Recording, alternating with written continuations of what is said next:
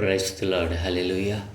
ప్రభునందు ప్రియ దేవుని జనాంగమా, మన ప్రభువును రక్షకుడైన యేసయ్య పరిశుద్ధ నామంలో మీ అందరికీ శుభములు తెలియజేయుచున్నాను. ప్రతి ఉదయం దేవుని తన ఆధ్యాత్మిక కార్యక్రమానికి మిమ్మలను ప్రేమతో ఆహ్వానిస్తూ ఉన్నాను. నేటి వాక్య ధ్యానముగా సామెతల గ్రంథము 10వ అధ్యాయము 17వ వచనాన్ని చదువుకొని ధ్యానం చేసుకుందాం. ఉపదేశము అంగీకరించువాడు జీవ మార్గములో ఉన్నాడు, గద్దింపునకు లోబడినవాడు త్రోవ తప్పును. ఆమేన్. ప్రభునందు ప్రియ దేవుని జనాంగమా, చదవబడిన లేఖనం నిమిత్తమై ప్రార్థన చేద్దాం. పరలోకమందున్న మా ప్రియ పరలోకపు తండ్రి, మీ ఘనమైన ఉన్నతమైన నామానికి స్తోత్రాలయ. ఏ మంచి లేని మా బ్రతుకులలో మరొక నూతనమైన దినాన్ని దయచేసినందుకే స్తోత్ర తండ్రి.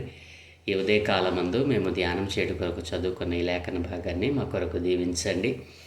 ఈ లేఖన భాగంలో నుండి కొన్ని ఆత్మీయ పాఠాలు మీరే మాకు బోధించి నేర్పించమని యేసయ్య పరిశుద్ధ నామమున ప్రార్థించి వేడుకుంటూ ఉన్నాను తండ్రి. ఆమేన్.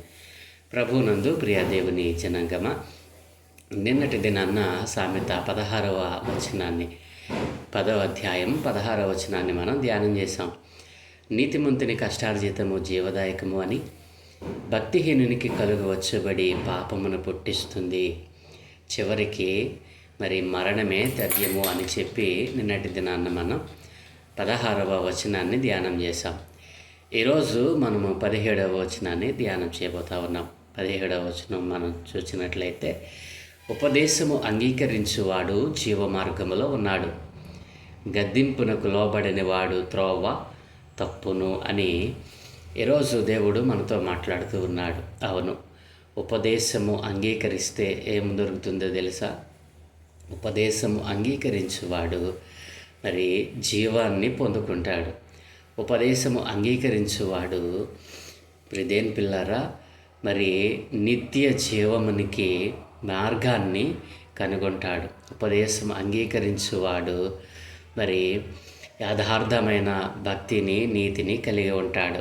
ఉపదేశం అంగీకరించువాడు మరి ఏ విషయంలో కూడా తప్పిపోడు. ఉపదేశం అంగీకరించువాడు మరి ప్రతి విషయాన్ని కూలంకషంగా దేవుని పాదాల చెంత మరి కనిపెట్టి దానిని పొందుకోగలుగుతాడు. ఉపదేశము మరి పాపములో పడకుండా కాపాడుతుంది. ఉపదేశము మరి లోకముతో కలిసిపోకుండా మనలను కాపాడుతుంది.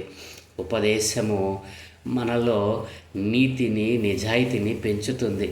ఉపదేశము మనలో భక్తిని విశ్వాస్యతను పెంపొందింపజేస్తుంది. ఉపదేశము మనలను మంచి వ్యక్తులుగా తీర్చిదిద్దుతుంది. ఉపదేశము మనలను ఉన్నతమైన శిఖరాలకు తీసుకుని వెళుతుంది. ఉపదేశము మనలో ఒక ప్రాముఖ్యమైన మరి ప్రశస్తమైనటువంటి మార్పును తీసుకుని వస్తుంది. ప్రతి పిల్లల ఉపదేశములో ఎన్ని మంచి లక్షణాలు ఉన్నాయి చూడండి. ఈ ఉపదేశము ఎలాంటిది? అది ఆత్మ సంబంధమైన ఉపదేశం అయితేనే ఈ మంచి గుణలక్షణాలన్నీ మనం పొందుకోగలం. ప్రిదేన్ పిల్లరా, ఈరోజు దేవుని యొక్క ఉపదేశమును అంగీకరించేవాడు ఎక్కడున్నాడంటండి? జీవ మార్గంలో ఉన్నాడు. ఎవరైతే దేవుని ఆత్మ సందేశాన్ని మరి ఆత్మీయమైనటువంటి మరి దేవుని జ్ఞానముతో కూడిన ఉపదేశాన్ని ఎవరైతే అంగీకరిస్తారో వారు జీవ మార్గంలో ఉన్నారు అని మరి పరిశుద్ధ లేఖనం తెలియజేస్తూ ఉంది. నా ప్రియదేన్ పిల్లరా, ఉపదేశం ఏం చేస్తుందో తెలుసా? నిన్ను గద్దిస్తుంది. ఉపదేశము నిన్ను గద్దిస్తుంది. ప్రియదేన్ పిల్లరా, 2వ భాగములు అదే. గద్దింపునకు లోబడిన వాడు త్రోవ తప్పుతాడు. ఎవరైతే మరి జ్ఞానముతో ఆత్మతో కూడినటువంటి ఉపదేశమును మరి విని దాని గద్దింపునకు లోబడకుండా ఉంటాడో వాడేమవుతాడు? త్రోవ తప్పుతాడు. ప్రిదేన్ పిల్లరా, చాలామంది జీవితాల్లో మనం చూస్తూ ఉన్నాం. ఉపదేశాన్ని తిరస్కరించి ఉపదేశానుసారాన్ని తీసుకొనకుండా ఈ రోజున ఆ ఉపదేశము ద్వారా దేవుడు గద్దిస్తూ ఉంటే వినకుండా పాడైపోతున్న వారు ఈ లోకంలో అనేక మందిని మనం చూడవచ్చును. దేవుని లేఖనాలు సెలవిస్తూ ఉన్నాయి. ప్రిదేన్ పిల్లరా, మరి శిక్షార్హమైన గర్దింపులు జీవమార్గము అని దేవుని లేఖనం సెలవిస్తూ ఉంది. ఇదేం పిల్లలు ఏమిటట? శిక్షార్హమైన గద్దింపులు జీవ మార్గాన్ని నీకు ఇస్తాయి అంటున్నాడు. మరి సామెత 6:23లో మనం చూస్తే దేవుడు మరి శిక్షార్హమైనటువంటి గద్దింపు నీకు జీవమార్గము అంటూ ఉన్నాడు. అలాగుననే మరి గద్దింపుకున్న లోబడివాడు బుద్ధిమంతుడవుతాడు అని సామెత 15:5లో చెప్పబడతా ఉంది. గద్దింపునకు లోబడివాడు బుద్ధిమంతుడవుతాడు. ఉపదేశం ఏం చేస్తుంది? నిన్ను గద్దిస్తుంది. ఆ ఉపదేశానికి నువ్వు మరి ఆ ఉపదేశం నిన్ను గద్దించినప్పుడు నువ్వు లోబడితే నువ్వు బుద్ధిమంతుడవే. దేని పిల్లరా, మూఢుడు ఏం చేస్తాడో తెలుసా? తన తండ్రి చేయు శిక్షను తిరస్కరిస్తాడు. ఉపదేశం అంగీకరించని కుమారుడు ఏం చేస్తాడంటే తండ్రి చెప్పేటువంటి మాటను కాదు, తండ్రి కాదు, ఎవరు చెప్పినా మరి తిరస్కరిస్తాడు. దేని పిల్లరా, అందుకే ఉపదేశం అంగీకరించేవాడు ఎక్కడున్నాడు? జీవమార్గంలో ఉన్నాడు. ఉపదేశాన్ని అంగీకరించి ఉపదేశానుసారముగా జీవించేవాడు మరి జీవమార్గంలో ఉన్నాడు. నిత్య జీవాన్ని పొందుకోవటానికి అర్హత సంపాదించాడు. ఈ రోజున ఉపదేశము గద్దించినప్పుడు, ఉపదేశము ద్వారా దేవుడు తన వాక్కును పంపి గద్దించినప్పుడు లోపడిన వాడు ఏమవుతాడట? తప్పక త్రోవ తప్పుతాడు. అందుకే హెబ్రీయులకు రాసిన పత్రిక 12వ అధ్యాయం 5వ వచనంలో ఏముందో తెలుసా? ప్రిదెంటులరా, నా కుమారుడా, ప్రభువు చేయు శిక్షను తృణీకరించకము, ఆయన నిన్ను గద్దించినప్పుడు విసుకకుము. దేవుడు మనల్ని గద్దిస్తాడా? ఎలా గద్దిస్తాడు అని మనం ప్రశ్న వేసుకుంటే, ఈరోజు దేవుడు మాట్లాడుతున్నాడు కదా, ఉపదేశము ద్వారా దేవుడు నిన్ను గద్దిస్తాడు. ఉపదేశాన్ని మరి నీవు విని దాని ప్రకారము జీవించకుండా నీవు ఉపదేశం వింటూ ఉండగానే నీ జీవితంలో ఏ అవలక్షణాలు ఉన్నాయో, నీ జీవితంలో వాక్య విరుద్ధమైనటువంటి కార్యాలు ఏవైతే ఉన్నాయో అవన్నీ కూడా ఉపదేశంలో దేవుడు బట్టబయలు చేస్తున్నప్పుడు నీవు తృణీకరించావనుకో, ఆ గద్దింపును వినకుండా నీ చెవులను మూసుకొని ఉన్నావనుకో, ఏమవుతుందో తెలుసా? ప్రిదేన్ పిల్లరా, నీవు ఏమవుతావు? త్రోవ తప్పుతావు. కాబట్టి ప్రభువు తాను ప్రేమించు వారిని శిక్షించి తాను స్వీకరించు ప్రతి కుమారుని దండిస్తాడు. ప్రిదేన్ పిల్లరా, ఉపదేశము ద్వారా ప్రభువు ఏం చేస్తాడట? తాను ప్రేమించు ప్రతి వాణిని కూడా శిక్షిస్తాడంట. ఆ శిక్షలో ఏ విధమైనటువంటి బాధ, నొప్పి ఉండదు.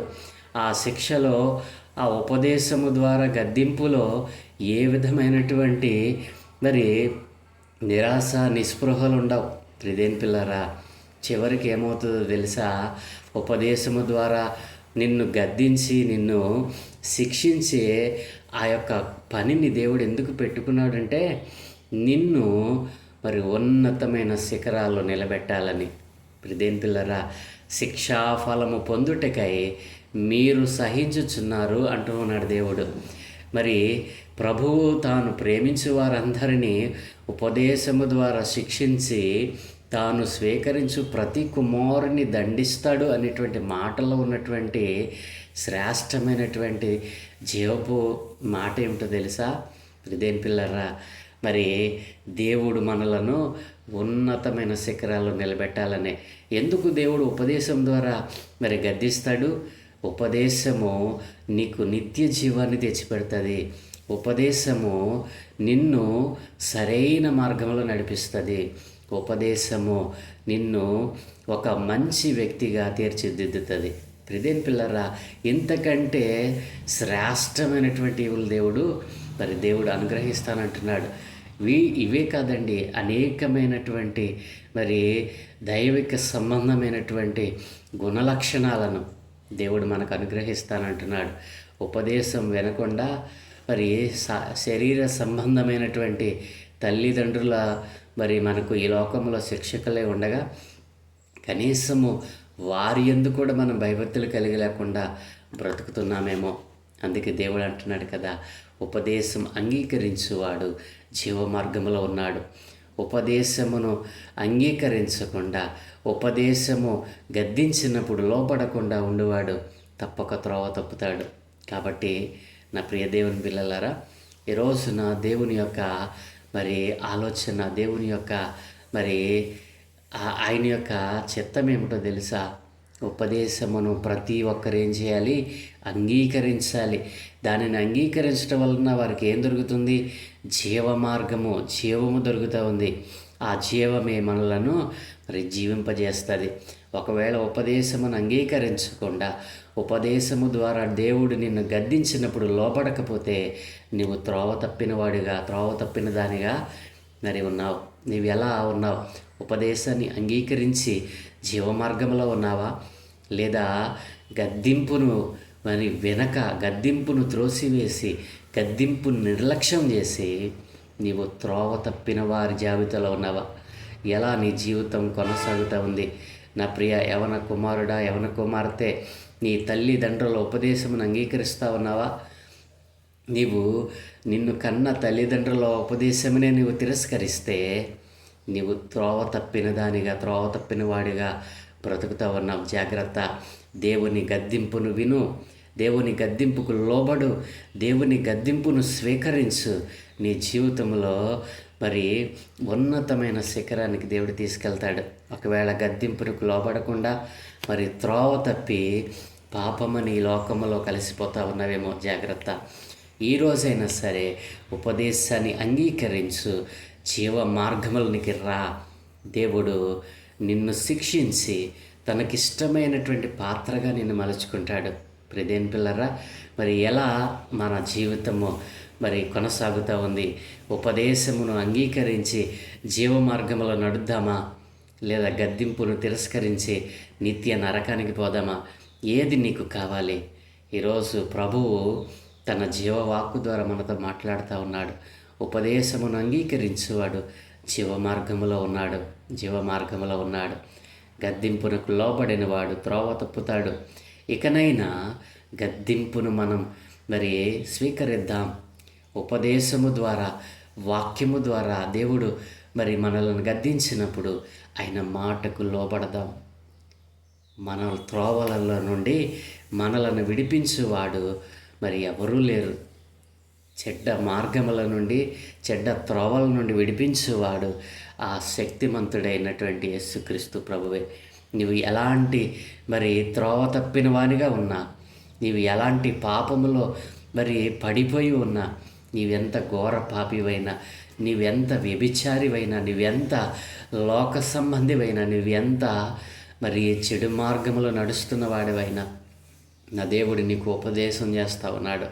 ఈ ఉపదేశమును అంగీకరిస్తావా? జీవ మార్గము నీ కొరకు మరి తెరిచి ఉంది. జీవ మార్గం నీ కోసం వేచి ఉంది. జీవ మార్గములో ప్రవేశించు. గద్దింపునకు లోబడు.